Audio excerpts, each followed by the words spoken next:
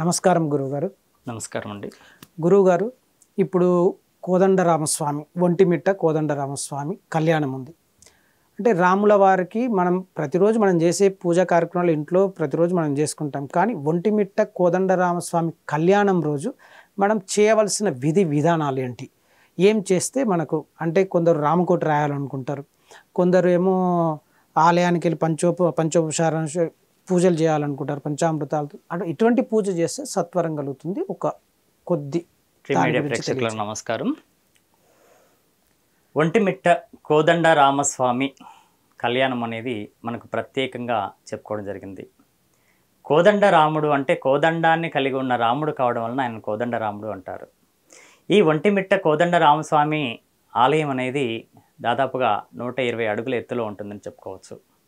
అది సాధారణంగా 11 అంతస్తులుగా ఉన్నట్లుగా మనకు తెలుస్తుంది, అంటే గోపురంలో. అయితే ఇక్కడ ఇది 450 సంవత్సరాల ముందు నుంచి ఇక్కడ పూజలు, ప్రత్యేకమైన పూజలు జరుగుతున్నట్లుగా మనకు చరిత్ర తెలుపుతుంది. మరి ఇక్కడ ప్రారంభం ఎలా జరిగింది, ఇక్కడ విశేషం ఏమిటి అని మనం పరిశీలన చేసినట్లయితే, సాధారణంగా చంద్రవంశ ప్రభువులైన విజయనగర రాజులు ఈ దేవాలయాన్ని పునరుద్ధరించినట్లుగా మనకు కనిపిస్తుంది. అయితే చంద్రవంశ రాజులు ఇక్కడ పునరుద్ధరించడం వలన వారి చంద్రవంశానికి సంబంధించిన చంద్రుడు ఉండే కాలంలో ఇక్కడ రాత్రిపూట మాత్రమే కళ్యాణం జరిపించుకోవాలని వారు ఒక సంకల్పం చేసుకొని ఆ రకంగా రాత్రిపూట మాత్రమే ఇక్కడ కళ్యాణం జరగడం అనేది ప్రత్యేకంగా కనిపిస్తుంది.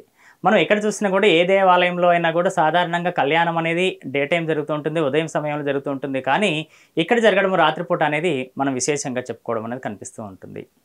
మరి ఈ విశేషంలో భాగంగా మరో అంశాన్ని పరిశీలన చేసినట్లయితే, మన పురాణాల ప్రకారం మనకు అందిన సమాచారం పురాణాలను పరిశీలన చేసినట్లయితే మనకు సాధారణంగా క్షీర సముద్రం నుంచి లక్ష్మీదేవి జన్మించడము, అదేవిధంగా చంద్రుడు కూడా జన్మించడం అనేది కనిపిస్తూ ఉంటుంది. అంటే లక్ష్మీదేవికి చంద్రుడు సోదరుడు అయినప్పుడు పగలంతా కూడా చంద్రుడు మనకు కనిపించకుండా ఉంటాడు. చంద్రుడు రాత్రిపూట మాత్రమే వస్తుంటాడు. కాబట్టి ఈ లక్ష్మీదేవి యొక్క వివాహాన్ని తిలకించడానికి పగలు జరిగితే వీలు కాదని, రాత్రిపూట మాత్రమే చేస్తే నేను తిలకించడానికి అవకాశం ఉంటుంది, నేను చూస్తాను అని ఆయన లక్ష్మీదేవితో కోరుకోవడం వలన ఆయన కోరిక ప్రకారంగా ఇక్కడ రాత్రిపూట కళ్యాణం జరుగుతున్నట్లుగా మనకు సంప్రదాయం తెలియజేస్తుంది.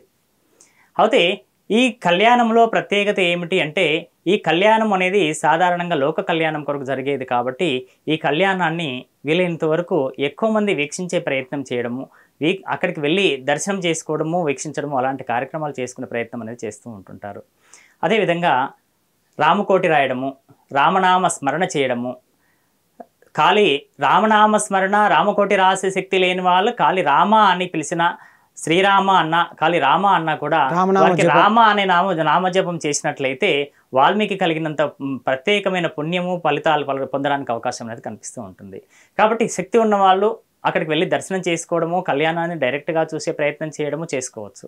అలా శక్తి లేని వారు రామకోటి రాసుకోవడం కానీ, లేదంటే రామనామ స్మరణ చేసుకోవడము, అక్కడ మీ దగ్గరలో ఉండే వారి ప్రాంతానికి సంబంధించిన రామాలయంలో దర్శనం చేసుకొని ఆ రకంగా ఒంటిమిట్ట దేవాలయాన్ని దర్శించుకున్నట్లుగా భావన చేసుకున్నట్లయితే అక్కడ దర్శించుకున్న ప్రత్యేకమైన అంశం అనేది కనిపిస్తూ ఉంటుంది. ఇక్కడ మరో అంశం ఏమిటంటే, ఇక్కడ ఎక్కడైనా కూడా రామాలయం ఉంటుందంటే రామాలయంతో పాటుగా హనుమంతుడు అక్కడ ఉండడం అనేది మనకు తప్పకుండా కనిపిస్తూ ఉంది. కానీ ఇక్కడ రామాలయం ఉన్నప్పటికీ కూడా అక్కడికి మనకు హనుమంతుడు లేకపోవడం ఇక్కడ విశేషంగా చెప్పుకోవడం కనిపిస్తూ ఉంది. మరి ఎందుకు హనుమంతుడు ఇక్కడ ఉండకపోవడానికి ఏమై కారణం ఉండొచ్చు అని పరిశీలన చేసిన వాళ్ళు చూస్తే, దాంట్లో శ్రీరాముడు అక్కడ దర్శించుకున్న సమయంలో అప్పటికి హనుమంతుడు పరిచయం లేకపోవడం వలన హనుమంతుడు లేని దేవాలయంగా అక్కడ ఒంటిమిట్ట దేవాలయం అనేది మనకు ప్రత్యేకంగా చెప్పుకోవడం కనిపిస్తుంది. ఒంటిమిట్ట అన్నది ఎట్లా వచ్చింది గురుగారు పేరు? ఒంటిమిట్ట అనేది ఒకటే మిట్ట, అంటే హైట్గా ఉండే విధానము ఒకటే ఉండడం వలన, ఏకంగా ఉండడం వలన దానిని ఒంటిమిట్టగా ప్రచారంగా వచ్చింది. అక్కడికి స్వయంగా శ్రీరాముడు అక్కడ దర్శించుకున్నట్లుగా మనకు ఆధారాలు తెలుస్తున్నాయి.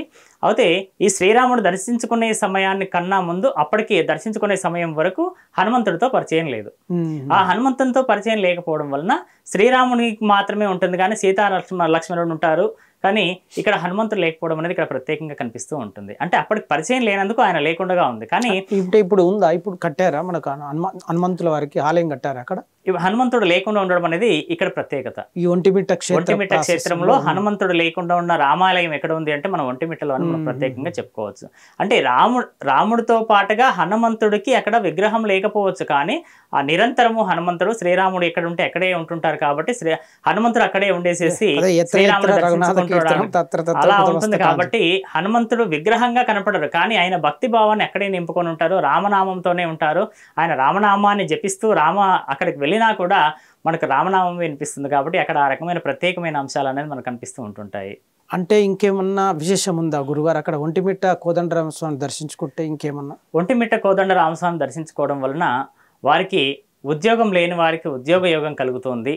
అదేవిధంగా వివాహం కాని వారికి వివాహం కలగడము, అదేవిధంగా వారి జీవితంలో కొన్ని కోరికలు సంకల్ప సిద్ధి పొందలేనివి ఏమైనా ఉంటే భక్తిపూర్వకంగా అక్కడికి వెళ్ళి దర్శనం చేసుకుని ఉన్నట్లయితే వారికి అక్కడ ముఖ్యంగా ఉండాల్సింది ఏంటంటే, అక్కడ ఆ క్షేత్రంలోనికి వెళ్ళినప్పుడు ఒక్కరోజు నిద్రించినట్లయితే, అంటే ఇక్కడ ప్రత్యేకంగా చెప్పుకునేది ఏంటంటే ఒంటిమిట్ట దేవాలయంలో ఒక్కరోజు అక్కడ నిద్ర చేసినట్లంటే, అంటే ఒకరోజు నివాసం ఉన్నట్లయితే, కాశీలో సంవత్సరం నివాసం ఉంటే ఎంత పుణ్యం కలుగుతుందో అక్కడ ఉంటే అంత పుణ్యం కలుగుతున్నట్లుగా మనకు సంప్రదాయం చెప్తుంది. సర్వే జనా సుఖినో భవంతు. మరో కార్యక్రమంలో మళ్ళీ కలుసుకుందాం. అంతవరకు సెలవు. నమస్కారం. నమస్కారం.